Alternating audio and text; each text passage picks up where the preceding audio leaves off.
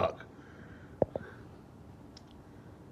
Well, guys, thought I'd bring you up to speed a little bit. Had some interesting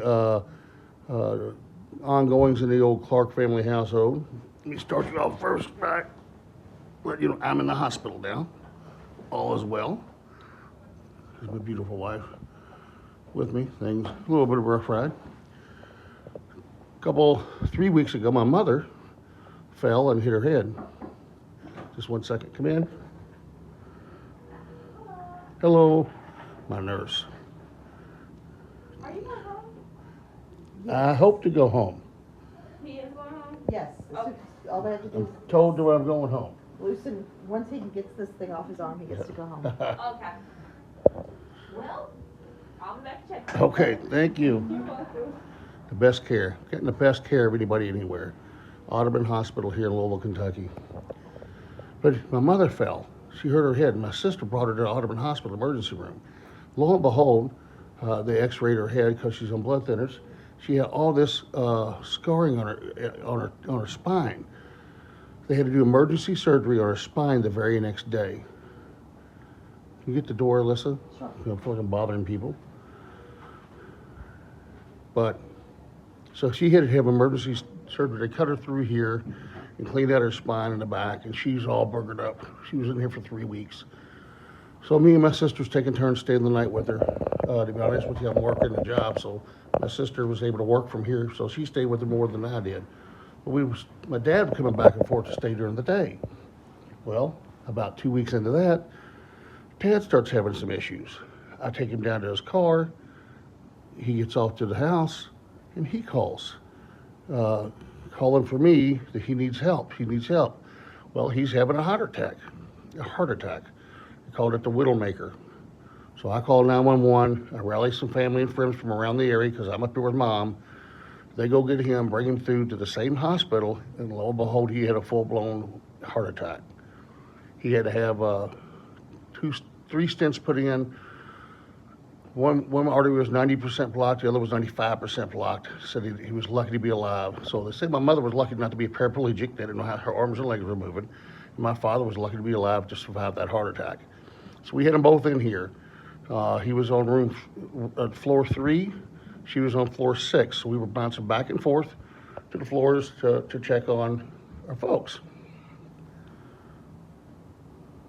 So anyway, long story short, they both get out. My dad get out first, and they're both in their late 70s, and they're both in bad health, relatively bad health. So then my mother gets out, and then the day my mother gets out, my brother-in-law, my little sister, Teresa, who is just a spitfire awesome person, her husband goes down. He's in here with a heart issue. So they get him taken care of after about a week or two, and lo and behold, he gets out of the hospital like on Monday or Sunday or Monday. Sunday or Monday. I go to work Monday morning, and I'm feeling bad. My chest pains, chest pressure. I feel off. My heart's just fluttering, I guess. I get home. As soon as I walked through the door, she said, "Something's wrong with you." So we took the little thing that goes on your finger to get your heart rate. Well, my heart rate was like 145 to 150, which is way higher than it's supposed to be. So we called my daughter, who's a nurse, and she said, "Dad, you got to get to the ER now." So my wife loaded me up. We got to the ER, and they actually, kind of cool part. Of course, I'm still here, so I survived it. The actually kind of cool part, they had to paddle me. I actually got to hit with the juice. They put paddles on me, and they drugged me up where I don't remember this. Man, that drugs is no drug you ever want to try on the street. It was miserable trip, miserable. I thought I was in some kind of Matrix alternate life that wasn't good. But they paddled me and they get my heart back into rhythm. That's 4 days ago.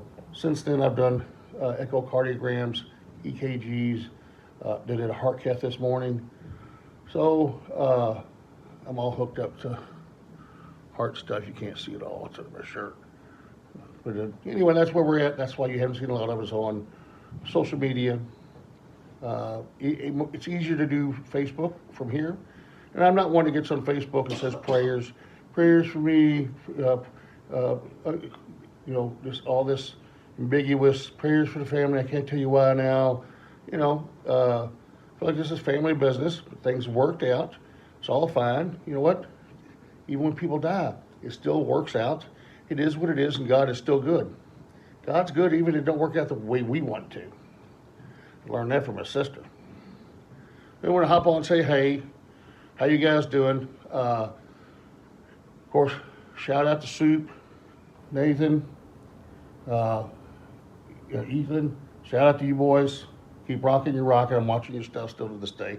I get flattered every time you mention me, which is really cool. Actually, my kids and grandkids get really flattered every time you mention me. Oh, Peppo, they said your name again. Peppo, they love you. Peppo, they blow up.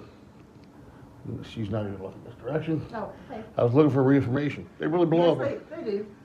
They go crazy about it. Anyway, not asking for prayers because we're good. Just saying hey and checking in. My numbers are still growing in the right direction. So much appreciate that. Making a little bit of money. So much appreciate that.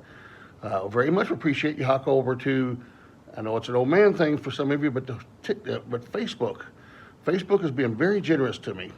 And it's just How To Dad, not Jimbo the How To Dad. How To Dad.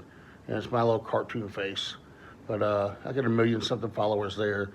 And Facebook has been real generous to me. So, not that I don't love YouTube or TikTok or Instagram. I do those things too. You know, just have to have more success with Facebook. That's my age, possibly. Anyway, shout out. Fist bumps. Love you guys. Until next time, see you soon.